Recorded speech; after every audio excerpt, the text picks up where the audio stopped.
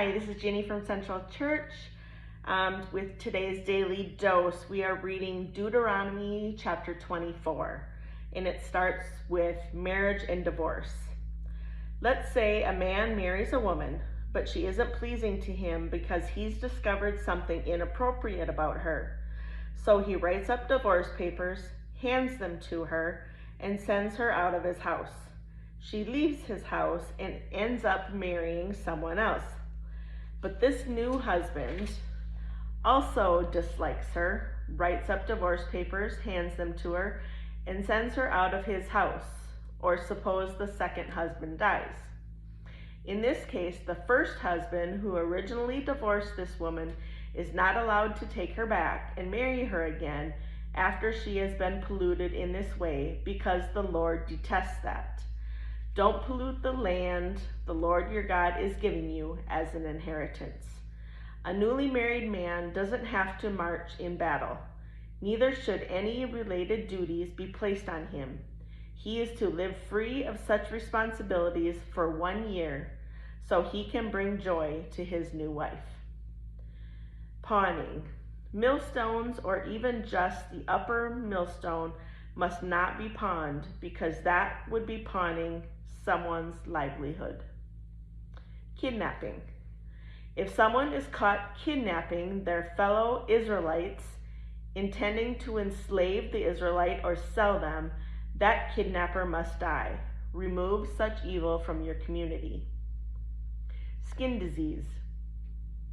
Be on guard against outbreaks of skin disease by being very careful about what you do. You must carefully do everything the Levitical priests teach you, just as I have commanded them. Remember, after all, what the Lord your God did to Miriam on your departure from Egypt.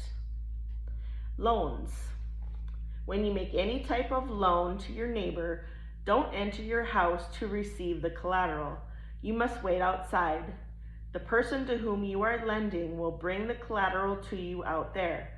Moreover, if the person is poor, you are not allowed to sleep in their pawned coat. Instead, be certain to give the pawned coat back by sunset so they can sleep in their own coat. They will bless you, and you will be considered righteous before the Lord your God. Payment for workers.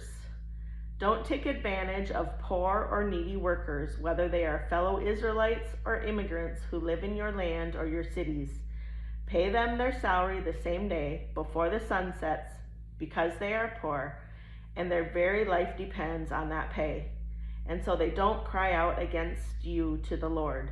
That would make you guilty. Generational punishment. Parents shouldn't be executed because of what their children have done. Neither should children be executed because of what their parents have done. Each person should be executed for their own guilty acts.